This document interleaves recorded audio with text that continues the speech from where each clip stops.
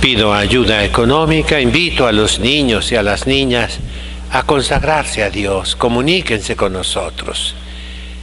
También pido oraciones encarecidamente por nuestro señor arzobispo Francisco Moreno Barrón, que viva, que se alivie, que se cure de este cáncer. Él ha decidido operarse y entonces vamos a pedir mucho. El 6 de abril va a ser su operación en la Ciudad de México. Yo quiero que viva para que ordene a nuestros primeros sacerdotes. Queridos hermanos, quiero hablarles hoy de la vida espiritual del sacerdote. El sacerdote es el que ayuda dando la gracia, es otro Cristo, pero como ser humano necesita ayuda. Y la ayuda le viene de una manera privilegiada en la Santa Misa. Yo he dicho muchas veces que la Santa Misa para el sacerdote es su hora santa. No es un trabajo, no es una clase, no es una conferencia. No, la Santa Misa es su contacto interno, sabroso, delicioso, rico con Jesucristo nuestro Señor. Es un momento de recogimiento, de paz, de serenidad, de donde tomará el restauro, como dice nuestro Señor Jesucristo, para su propia alma. Y el día de hoy hay varios peligros. Uno lo he mencionado muchísimas veces: la desobediencia al misal de Pablo VI, al misal de Bugnini. Ahí dice 4 veces que debe celebrar de espaldas al pueblo. El estar viendo al pueblo debe ser, sí, en el momento de la predicación, en el momento del Santo Evangelio. Hay que verlos, a ver si me ponen atención o no, a ver si están dormidos, a ver si hay alguna persona que se está comportando mal. El sacerdote lleva dentro de sí una de las órdenes menores que suprimió Pablo VI, ¿verdad? La de hostiario, sin H, hostiario viene de ostium. Oris es la boca, ostium es la puerta por donde entran las personas a la iglesia. Y el hostiario está encargado que no entren personas en estado de embriaguez. Por ejemplo, un borracho que se está cayendo no debe entrar al templo. Que no entren animales, los perros, los gatos, ¿verdad? Y debe cuidar el silencio, el orden. Ahora hay alguna figura parecida en Estados Unidos, los famosos ujieres o ushers, que son laicos que se dedican a a ordenar a la pobre gente, ¿verdad? Y ya les he dicho mucho que está prohibidísimo que se acerquen a comulgar banca por banca, fila por fila, y nada, no obedecen. Ahí están esos laicos forzando a que comulguen muchas personas en pecado mortal, por el peligro de que se va a evidenciar que se queda sentado, que no comulga, que no se acerca a comulgar, y entonces, por culpa de esos ujieres, de esos ushers, la persona en pecado mortal se levanta con los demás para comulgar. Pero, dejando ese paréntesis, el sacerdote debe estar recogido y no debe estar mirando a la gente. Como manda Bugnini, como manda Pablo VI, debemos estar de cara a Dios, de cara al tabernáculo. Ad orientem, si es que la iglesia está orientada, pero no es necesariamente que esté orientada la iglesia. Esta iglesia está totalmente desorientada, porque el oriente está allá, de allá está saliendo el sol en este momento, De manera que la iglesia no está orientada, no se puede muchas veces por la construcción.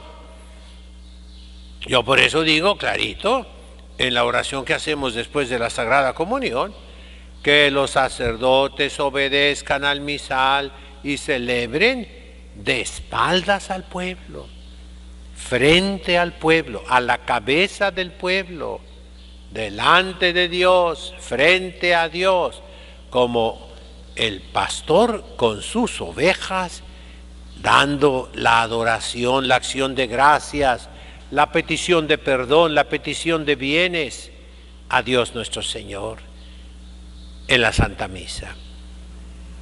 El sacerdote tiene que estar recogido con sus ojos, sus oídos, su lengua, su corazón, con todo su ser. Ahí en el altar, en el lugar santísimo, dice nuestro Señor, donde está profetizado que vendrá la abominación de la desolación que predijo el profeta Daniel.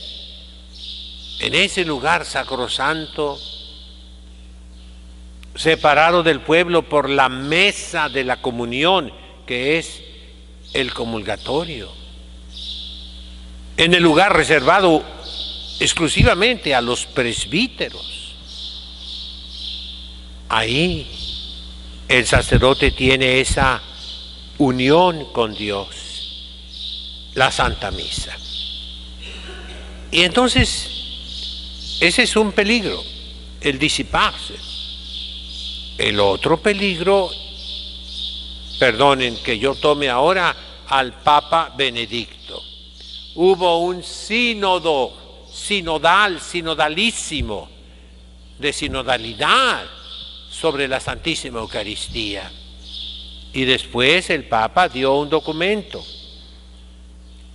Entre otras cosas, dice que la concelebración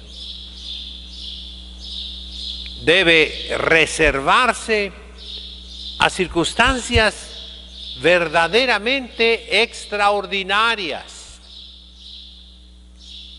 ¿Y eso por qué? Dos motivos les doy yo, ya de viejo, que he vivido mucho el rito nuevo y el rito antiguo. De jovencito viví el rito antiguo, desde pequeño, y lo entendí. Les repito, yo entré al seminario a los 12 años, y un año después yo ya entendía perfectamente el latín. Le puse muchas ganas a estudiar, con toda mi alma, con todas mis energías. Mis compañeros me decían, la maquinita, porque era el más chico de todos mis compañeros, Pero yo le metía ganas al estudio, que se me grabara. Y me conseguí un misal chiquitito que nadie quería porque estaba en puro latín. No tenía traducción castellana y cabía en el bolsillo. Misales que antes se hacían chiquitos en latín. Y ese me lo enchapé todo, ¿no? Participé en el antiguo rito. Fui maestro de ceremonias en el seminario en Roma. Era el cargo más alto que existía. Y traté de estudiar a fondo lo que fuera posible de mí, en la edad que tenía yo, ¿verdad? Conocí el rito antiguo y luego el rito nuevo. Cuando Bugnini y Pablo VI lo proclamaron, yo estaba en Roma y estaba al tanto de todas las noticias. 1967 fue. Y luego tuve los textos en latín, como debe de ser, como manda el concilio. El Novus Ordo en latín. Y fue el que celebré mis primeros años de sacerdote allá en Roma. Y me tocó ver todos los abusos litúrgicos terribles de aquellos años. El Papa Francisco habla de esos abusos terribles. Él lo dice como pasando, ¿verdad? Yo lo digo con un terrible dolor. Fueron causa de que se fueran los católicos de la Iglesia Católica. Y se fueron a las sectas protestantes, a la indiferencia, a otras religiones, por culpa de los abusos litúrgicos. Entonces, yo invito a los sacerdotes, fíjense bien, no debes concelebrar todos los días. Ten tiempo tú para celebrar la misa, tú solo. La misa para ti, que es para el pueblo, que es para todos, sí, pero que humanamente hablando te corresponde a ti. Es tu espacio privado, sacerdotal, tuyo, entre Cristo y tú. La concelebración te distrae. Ese padre vino sin los ornamentos sacerdotales. Ese padre está platicando. Ese padre está tomando fotografías con el celular. Ese padre está telefoneando. Ese sacerdote está platicando con los compañeros. Y entonces es una distracción, quieras que no quieras. Otro motivo es también que ahora para cualquier celebración, cualquier evento, cualquier acontecimiento, se usa la concelebración. No, mis hermanos, esa no es la tradición de la Iglesia Católica. Nunca fue. Se instrumentaliza el santo sacrificio de la misa para la grandiosidad externa. No estoy hablando del culto a la personalidad, líbreme Dios de hablar de eso, ¿no? Pero el santo sacrificio de la misa pasa a segundo término. Lo que se celebra es el evento, el acontecimiento, el suceso, la ocasión, más que el santo sacrificio. Otro punto que ya lo he mencionado mucho y que aquí afecta, óiganlo bien, señores cardenales, arzobispos, obispos, sacerdotes, conferencias episcopales, afecta la validez del sacramento. Por sentido común, diríamos, por sentido gramatical. Nuestro lenguaje tiene 9 partes: artículo, sustantivo, adjetivo, pronombre, verbo, adverbio, preposición, conjunción, interjección.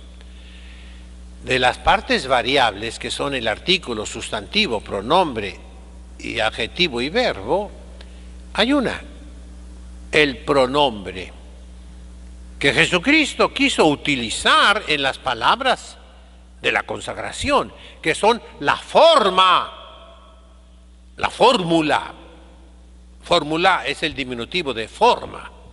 Todo sacramento, nos dice el Concilio de Trento, tiene materia y forma. La forma del sacramento de la Eucaristía, ¿cuál es? Las palabras de la consagración. Así se concretizó en el Concilio de Trento, ¿verdad? En la tradición occidental. Esto es mi cuerpo. Esto es un pronombre personal. Mi es un pronombre posesivo. Cuerpo es un sustantivo. Y deben tener sentido, Aristóteles lo dice. El sustantivo, la substancia, Aristóteles es un filósofo, le importa la substancia. Es una voz significativa que no conlleva noción de tiempo. Cuerpo no es un verbo, el verbo es una voz significativa que lleva la noción de tiempo.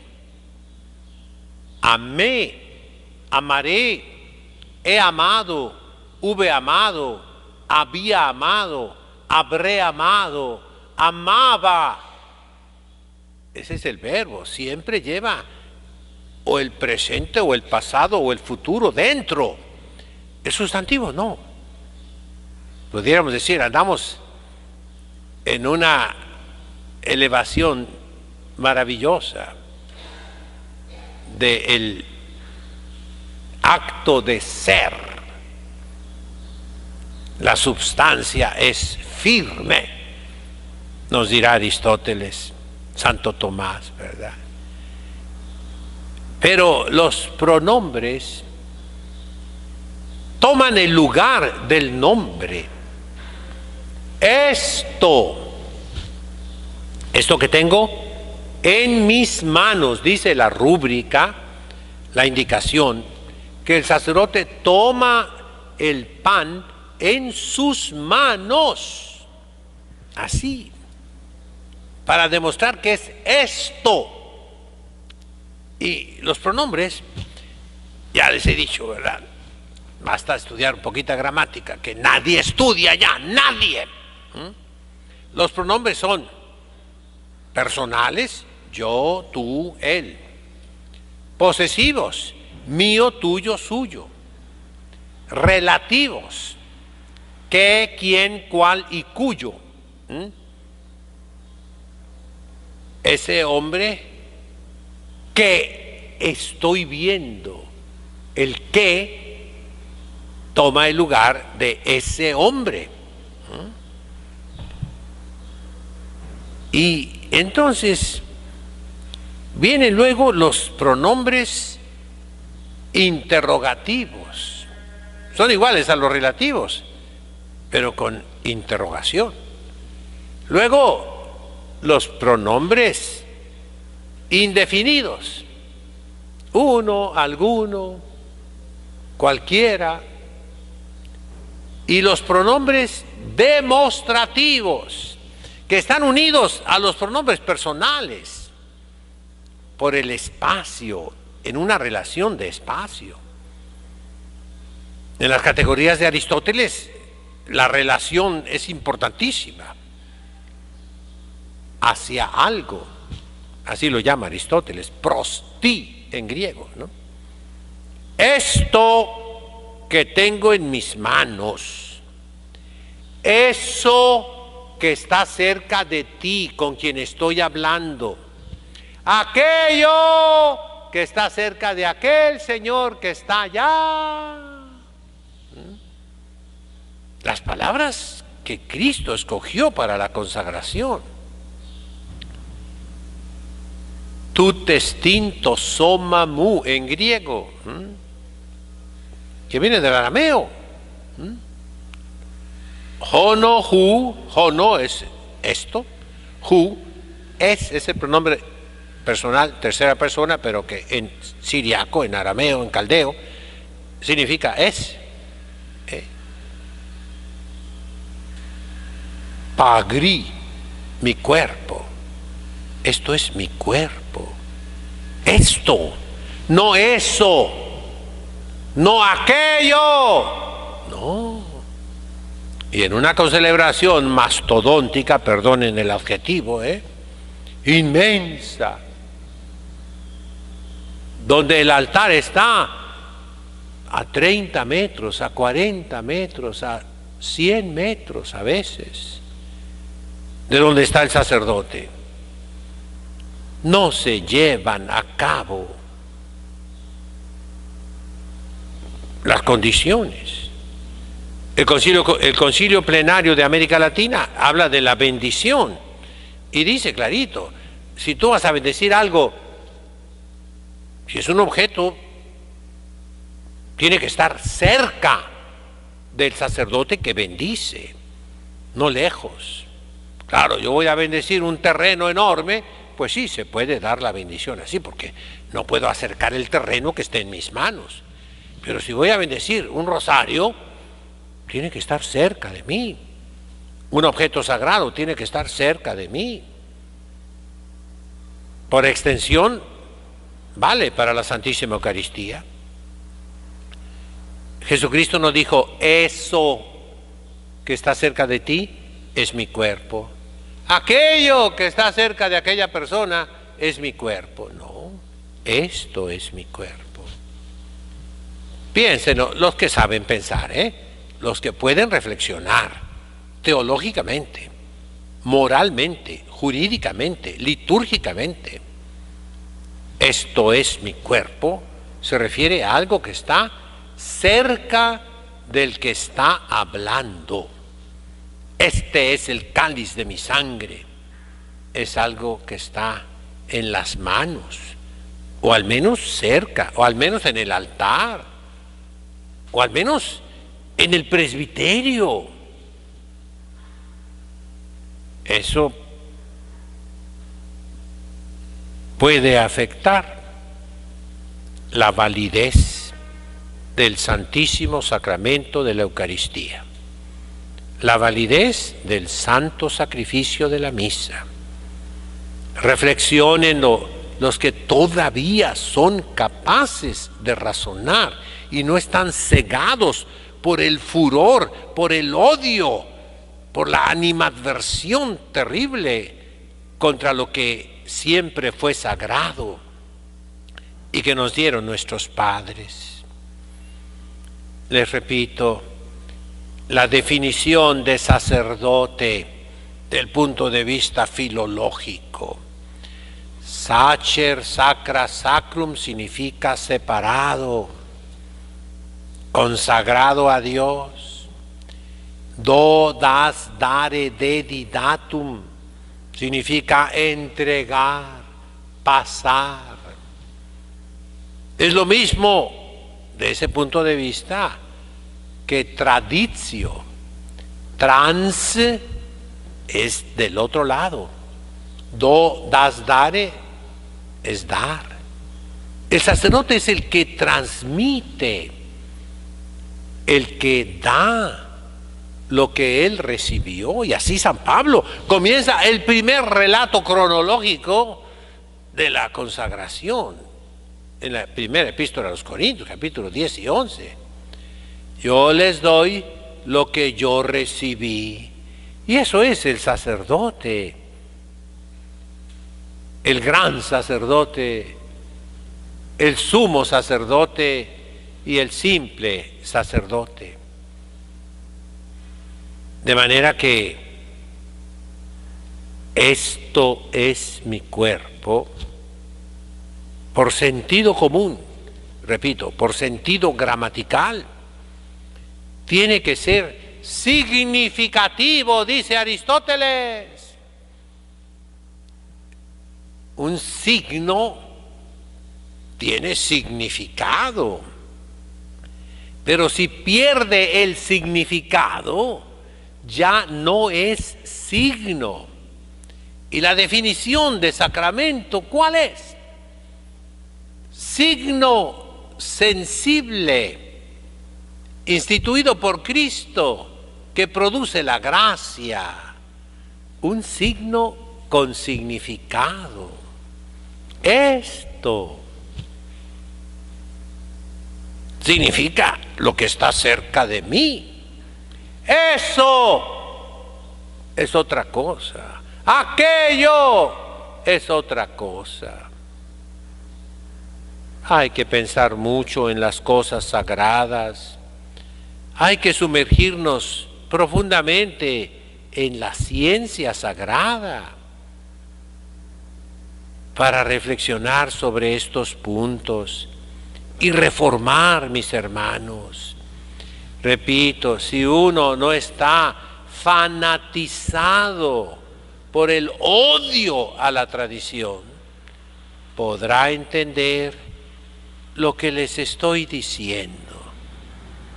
El que no, pues reciba esa expresión triste y dolorosa de Jesucristo nuestro Señor. El que tenga oídos para oír, que oiga. En nombre del Padre, del Hijo, del Espíritu Santo.